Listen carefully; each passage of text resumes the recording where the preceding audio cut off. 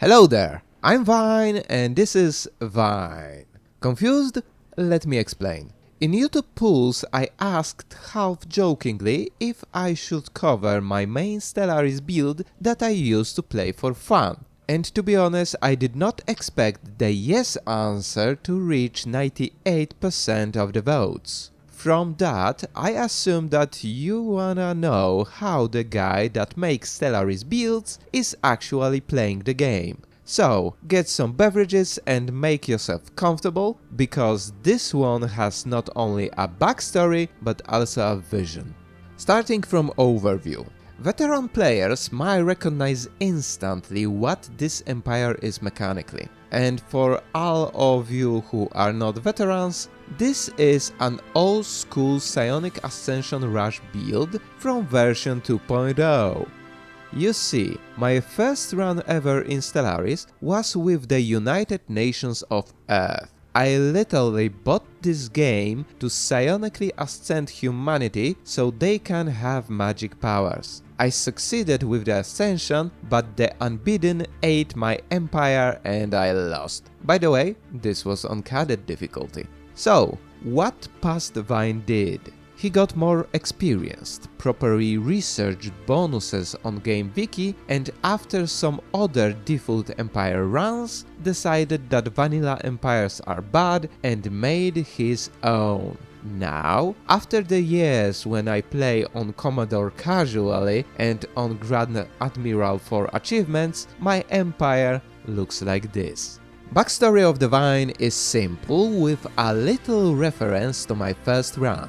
They are descendants of the long-gone human empire that has fallen from mismanagement and invasion of unknown raiders. Now, when they finally redeveloped the planet after the Dark Age, it's time to get back to space and search for magic. Now let's look at the mechanics, starting with authority. Vine is an egalitarian oligarchy. From a roleplay standpoint, it closely resembles in real-life Polish government, but I picked it mostly because democracy was, and at the some level still is, the most annoying authority in the game. Oligarchy was the only other authority that the Vine ethics allow. And those are egalitarian, Vine just like their freedoms and social support. Also, plus 5% specialist job output is a nice for unity and research production. Fanatic Spiritualist, because purge the robot, atheism is cringe, faith is based, and it's required for psionics. Also, plus 20% monthly unity is a nice boon. As for civics, meritocracy, for a merit-based society that actually appreciates personal achievements, and a juicy plus 10% specialist pop resource output. Second civic is fluid. I pick whatever I fancy at the moment and often change it during the game depending on circumstances. Right now it's efficient bureaucracy, because priests producing edict found is actually quite a good feature and synergizes well with edict discounts from Fanatic Spiritualist ethics. But I may change it with the next patch.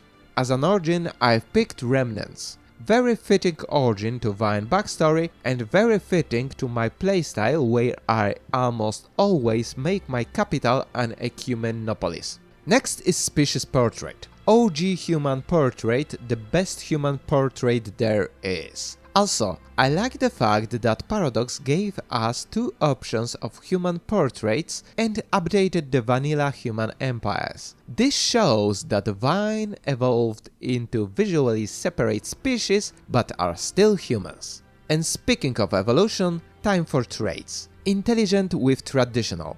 Basically prep-psionic trait mix, giving plus 10 research and unity from jobs. This bonus doubles upon getting the psionic trait. Rapid breeders for plus 10% pop growth speed. Not my first pick, as for a long time Vine had intelligent and traditional as the only positive traits, but I caught myself always adding this trait due to growth speed starvation that psionic empires have. Deviants. Vine like free egalitarian thinking. This is also not a problem in gameplay, as Spiritualist ethics attraction bonuses completely negate minus 15% governing ethics attraction. Unruly. Vine have some anger issues. Also, this is the trait to throw out upon researching genetic modification. Now starting leader. Scientist with a spark of genius trait.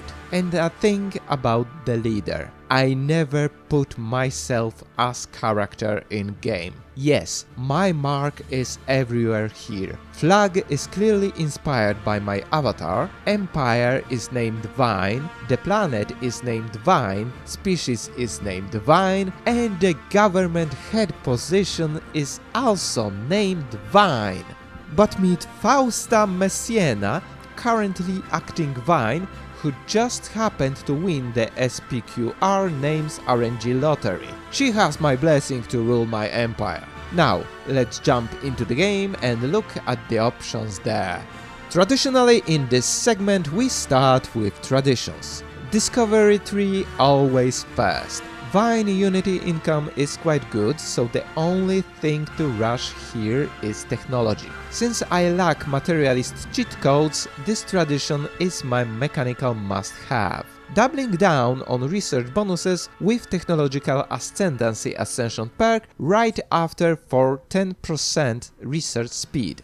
Then, not in order, diplomacy for federation, prosperity for resources, and supremacy for military bonuses and war doctrines. I pick them in every game, but the order varies depending on the situation I get. Finally, Psionics Tradition Tree for my beloved Ascension. I interpret Psionics as magic and my Vine as wizards inspired by the Might and Magic and the Elder Scrolls games. As for the Shroud, I form covenants with the Instrument of Desire, making this entity my empire's pet. Now, coming back to perks, the rest must have are Mind over Matter for Psionics, Defender of the Galaxy for plus 200 opinion from all regular empires, so they leave me alone, and for plus 50% damage to endgame crisis factions, so I can crush the unbeaten as quickly as they show up. World Shaper because I love the idea of terraformation and Gaia planets. Also planet-wide plus 10% resources from job is always a good bonus.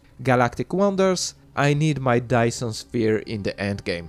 Now Vine policies. Outlawed artificial intelligence and outlawed robotic workers. Stellaris really teaches me to hate bots, even if I like AI in real life. Refugees, citizen species only. I do not like in my empire Xenos that I did not invite. Being refugees is their problem, not mine. Selective Orbital Bombardment, because I do like Xenos that will work for me after I invited their whole planet to my empire. Rapid Deployment War Doctrine, best for keeping distance in any engagement and keeping my battleship losses to a minimum. Last are species rights. Social welfare living standards for all. No Vine or sanctioned Xeno is left behind. Citizenship status only to Vine and sanctioned Xenos that are good leaders. Rest get residence.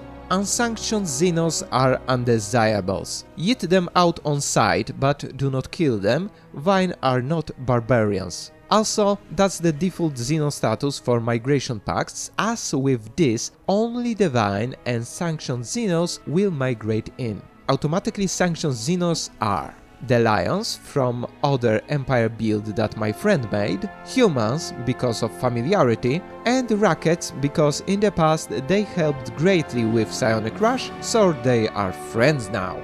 Now a little bit about the game plan.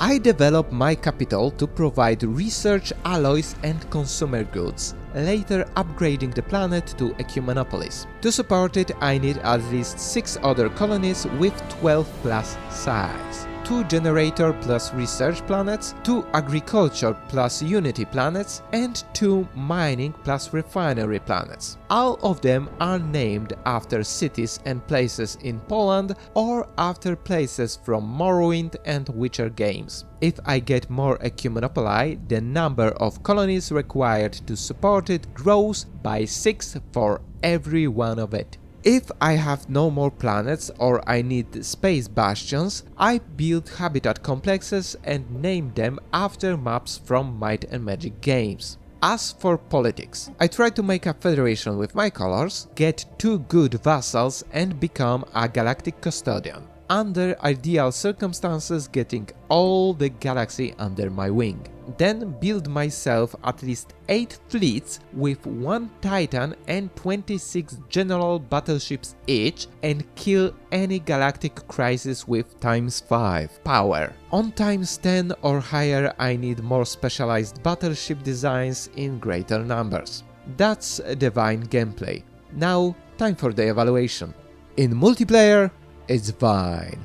I played this build in multi literally once and came to the conclusion that it is too slow. One RNG mishap and I have to wait until 2270 to start building Ecumenopolis. Too slow for multi, especially since Paradox nerfed classical Psionic Rush with 3rd perk Ascension and Technology nerf. In single player, it's fine. Yep, my main build was made for single with the full 300 years of gameplay in mind. This way I have the time to research all the tech and build up my dream empire of psionic post-humans.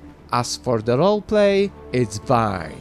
For me it's perfect. In essence, this is my magical empire in space, focused on my vision and flexible enough that I don't even have to go for psionic ascension each time, which I'm doing anyway, but a nice option is a nice option. Anyway, what do you think about my build? Write your opinion in the comments and see you later!